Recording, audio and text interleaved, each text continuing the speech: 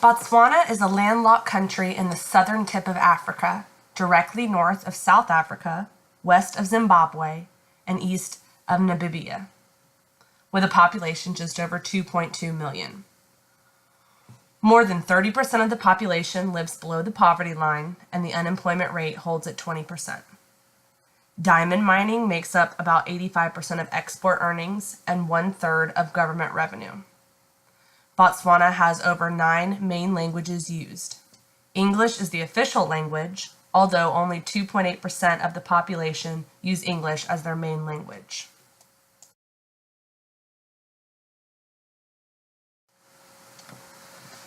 The life expectancy in Botswana is 54.5 years. Over 32% of the population is aged 0 to 14 years, while less than 9% are aged 55 or older. Women tend to have more than 2 children, and at the average age for the first birth is 19 years old. 8.6 infants will die out of every 1,000 live births. Botswana has the 3rd highest HIV prevalence in the world, with almost 350,000 people living with HIV or AIDS. That is an adult prevalence rate of 22.21%, which is only outdone by Swaziland and Lesotho. Contraceptive prevalence rate is reported at 52.8%. Botswana has a parliamentary republic government, which gained its independence from the United Kingdom in 1966. The country is run by a president who is both chief of state and the head of the government.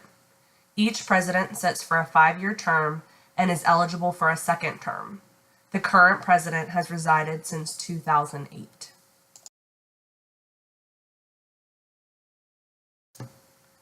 Due to a national effort to reduce the AIDS prevalence in Botswana, the MASA antiretroviral treatment program launched in 2002. The program has become one of the most successful antiretroviral treatment programs in sub-Saharan Africa. MASA's success can be contributed to the fact that it is universal and free. The program treated 69% of the population of Botswana living with AIDS in 2013. That's 214,000 people, with 84% of children receiving treatment.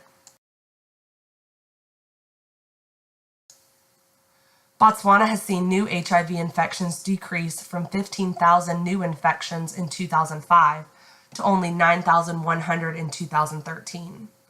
AIDS-related deaths has dramatically reduced from 14,000 in 2005 to only 5,800 in 2013. HIV testing was made a routine part of checkups in public and private clinics. Massive nationwide training was conducted to ensure clinics were sufficient to provide HIV care.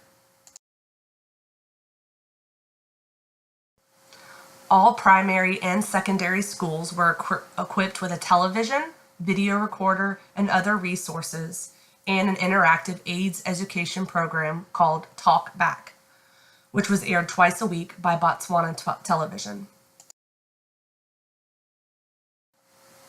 The Prevention of Mother-to-Child Transmission Program ensured that of 11,000 pregnant women with HIV, 10,648 received antiretroviral treatment in 2013. That is more than 95% of pregnant women that were treated. Since 2009, new children HIV infections has dropped to below 500.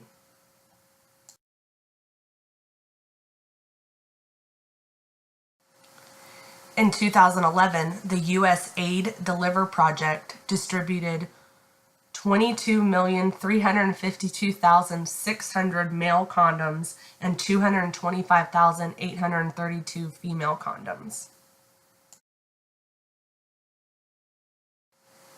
The highest at-risk populations in Botswana for HIV are female sex workers and men that have sex with other men.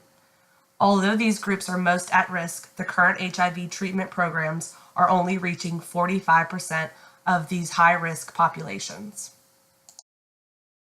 Female sex workers make up a majority of the HIV/AIDS population with a prevalence of 61.9%. That's more than 3 times the national HIV prevalence. Although the prevalence of HIV is much higher among female sex workers, the testing rates remain lower than the national average at only 54.8%.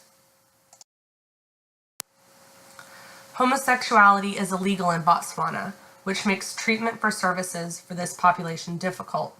HIV prevalence among homosexual men is just over 13%.